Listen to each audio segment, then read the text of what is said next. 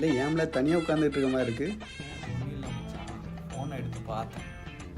ஒரு மெசேஜ் ஒரு கால் எவனாச்சும் பண்ணுறானா?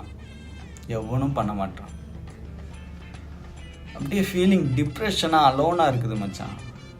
அதனால தான் வந்து தனியாக உட்காந்துருக்கியா? அதனால இல்லை, அதனால நான் என்ன பண்ண தெரியுமா? ஒரே ஒரு ஐடி பிரியா ஸ்வீட்டின் ஃபேக் ஐடி க்ரியேட் பண்ணேன். இப்போ ஒரு 100 பேருக்கு மேலே என்னோட மெசேஜுக்கும் காலுக்கும் வெயிட் பண்ணிக்கிட்டு இருக்காங்க. அட்ட வில்லங்க பிடிச்சோம். சரி மச்சான், எல்லாரும் இப்போ மெசேஜ் பண்ண ஆரம்பிச்சிட்டாங்கல்ல, அப்புறம் என்ன ஜாலியாக இருக்க வேண்டியானே.